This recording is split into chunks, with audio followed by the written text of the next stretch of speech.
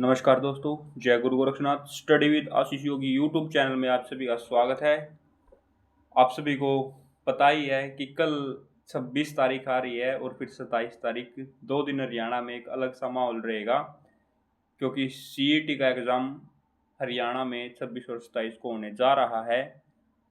और सरकार ने भी बिल्कुल तैयारी पूरी हो चुकी है, सरकार की भी, और बच्चों की भी लगभग तैयारी पूरी हो ही चुकी होगी।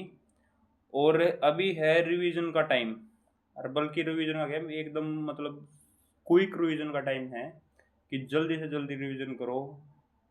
और कल से एग्ज़ाम स्टार्ट है 26 तारीख से। और मैं इस वीडियो में आप सभी को बताऊंगा कि जो इम्पोर्टेंट टॉपिक नहीं, जो इम्पोर्टेंट बात है कि जो एग्ज़ाम में हमने करनी है और जो चीज़ नहीं करनी, जो चीज़ करनी है और जो चीज़ नहीं करनी है, उन सब के बारे में बताऊंगा मैं आपको कि क्या कुछ करना है, क्या कुछ नहीं करना। क्योंकि कई बार मैंने देखा है एग्ज़ाम सेंटर के बाहर कभी किसी का उसमें आईडी नहीं मैच हो रही, कभी कोई लेट चला जा है, मतलब 70 कारण हुए हैं इन चीज़ों के कि क्या क्या वो है। तो मैं अभी आपको बताऊंगा कि क्या क्या चीज़ लेके जानी है, क्या क्या चीज़ नहीं लेके जानी, और कैसी व्यवस्था बनाए रखना है, कैसी नहीं। क्योंकि बोर्ड बहुत सख्त हुआ है, अगर कुछ भी गलत वलत करते पागे ना, अबड़ा थपड़ी करते पागे, तो उस टाइम ही आपका रजिस्ट्रेशन रद्द हो सकता है। छोटी सी गलती भी आपका भविष्य खराब कर सकती है। और आप सभी को पता है सीईटी का एग्ज़ाम 2022 से 2026 आ गया, और आगे भी पता नहीं कब होएगा। ठीक है, तो मैं आपको बताऊंगा कि क्या क्या करना है, क्या क्या नहीं। सबसे पहले मेन बात क्या है, एडमिट कार्ड। ठीक है, एडमिट कार्ड रंगीन निकलवाना है, रंगीन एडमिट कार्ड निकलवा के आना है। और जिसके बैक साइड भी और आगे भी, आगे और बैक साइड दोनों पे मतलब वही एडमिट कार्ड, जो एडमिट कार्ड का फर्स्ट पेज है, 2 पेज हैं, जो फर्स्ट पेज है वो जो है वो पेज आगे भी और पीछे भी, फर्स्ट पेज आगे भी और पीछे भी करना है। कहीं वो जो महत्वपूर्ण सूचनाएं हैं वो वाला पीछे लगा दो, नहीं वो नहीं लगाना। जो एडमिट कार्ड का मेन पेज है वो रंगीन फोटो, रंगीन फोटो होना चाहिए, रंगीन एडमिट कार्ड होना चाहिए आगे पीछे से। और उसमें जो फोटो है वही फोटो एडमिट कार्ड पे लगानी है। जिस बच्चे की ने मतलब पहले की फोटो लगा रखी है, तो वो भाई अपनी फोटो निकलवा लो अभी के अभी, और वो वही फोटो लगेगी। अगर वो फोटो नहीं पाई तो उसका तभी एग्जाम सेंटर में घुसने नहीं दिया जाएगा, तब फिर आप कुछ भी कर लेना।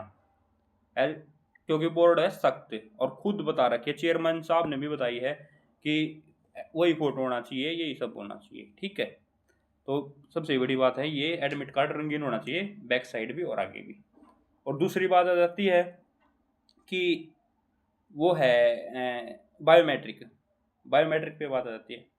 बायोमेट्रिक के लिए आपको कम से कम 2 आईडी लेके जानी है। आधार कार्ड, दूसरी आपका कुछ भी हो, पैन कार्ड हो, वोटर आईडी हो, कुछ भी मतलब गवर्नमेंट अप्रूव्ड होनी चाहिए, लाइसेंस हो, वो चीज़ आपको लेके जानी है सेंटर पे। कहीं ऐसा होता, कई बार ऐसा होता है कभी किसी का एडमिट का वो क्या कहते हैं, आधार कार्ड अपडेट नहीं होता, पुराना फोटो लगा रहता, तो उसको घुसने ही नहीं दिया जाता।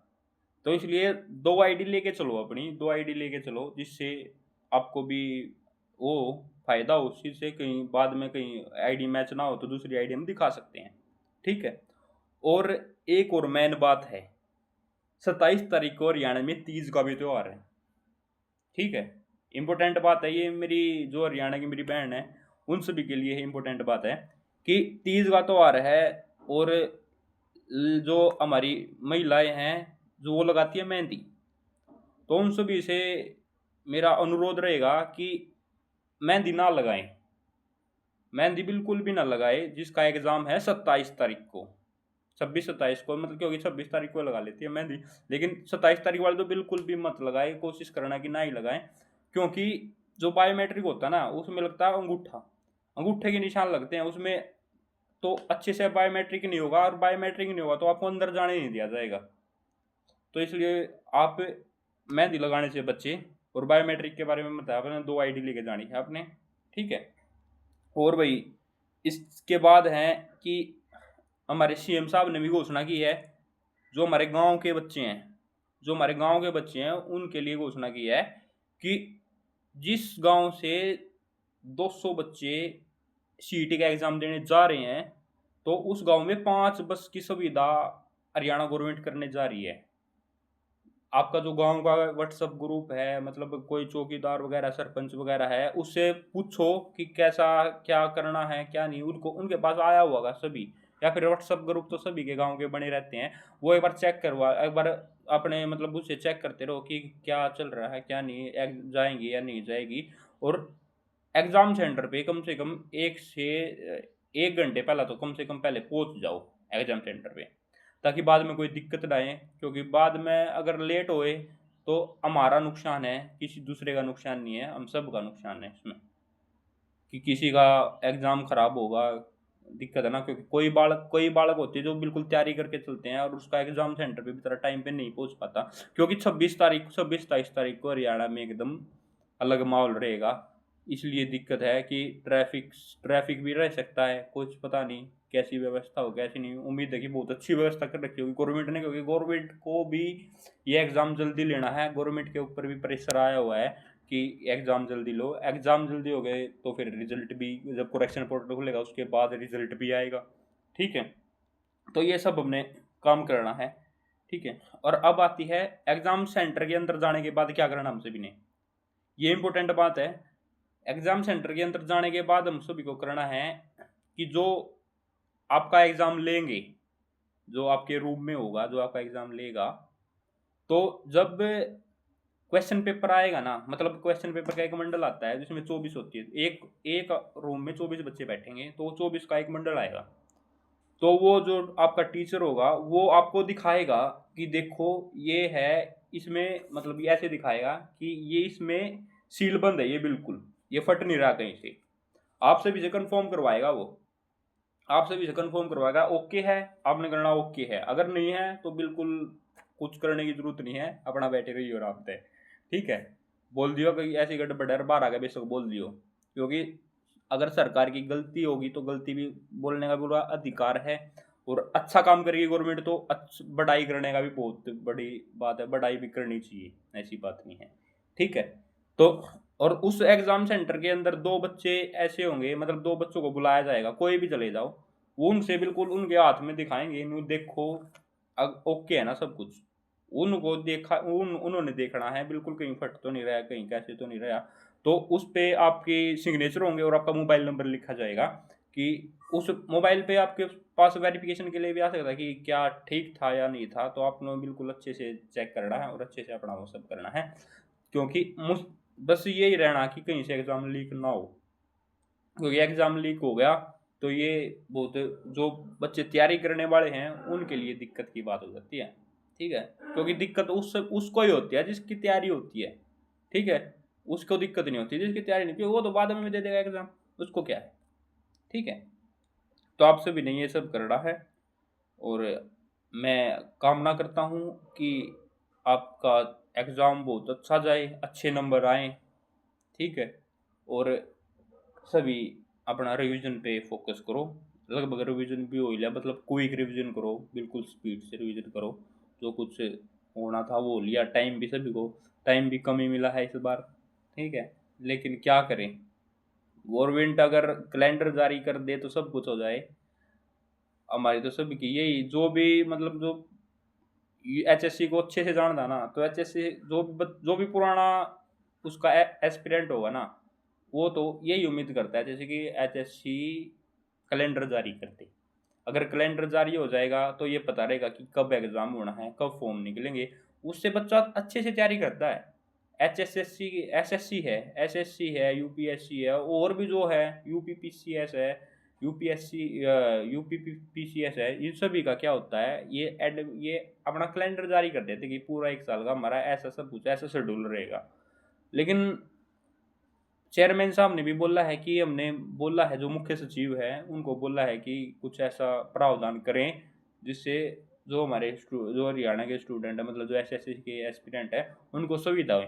लेकिन देखते हैं क्या होगा। लेकिन चेयरमैन बहुत अच्छे आए हुए हैं, बिल्कुल कोऑपरेट करने वाले हमारे चेयरमैन हैं एचएसएससी के। तो उम्मीद है कि उनके कार्यकाल में ऐसा कुछ देखने को ज़रूर मिलेगा। उन्होंने पॉजिटिव रिस्पॉन्स बोला है अभी थोड़े दिन पहले कॉन्फ्रेंस हुई थी, उसमें उन्होंने बोला कि पॉजिटिव रिस्पॉन्स है मुख्य सचिव की ओर से, हो भी सकता है या नहीं भी हो सकता, लेकिन होगा जहाँ तक ख्याल है। ठीक है, तो आप CET की एग्ज़ाम की तैयारी करें और तैयारी थी जो होनी थी होगी, टाइम मिल रहा था जो मिल गया।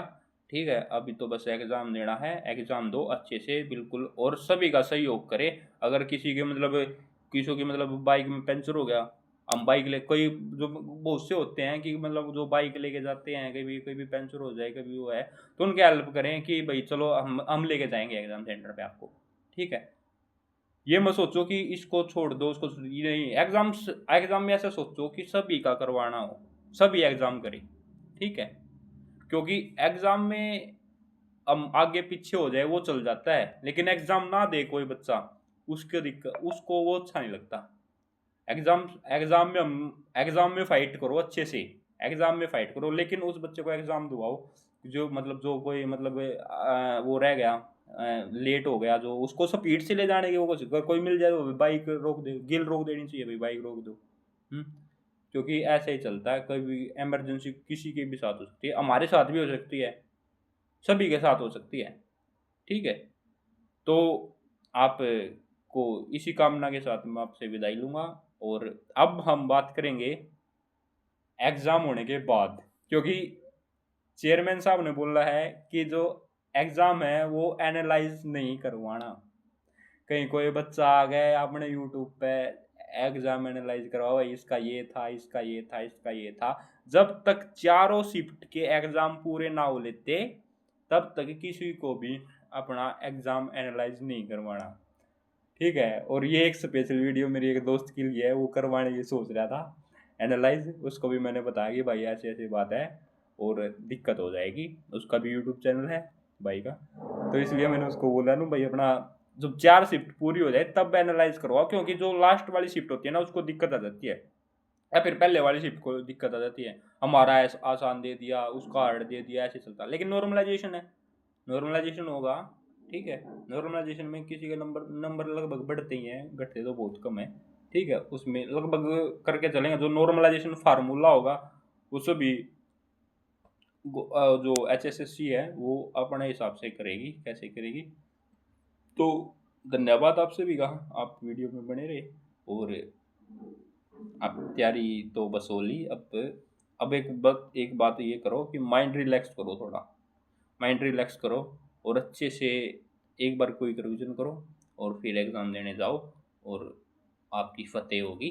ठीक है, आप गुरु गोरक्षनाथ से यही कामना करते हैं कि सभी बच्चे अच्छे से एग्ज़ाम में पास हो और अच्छे से एग्ज़ाम में पहुंच जाए।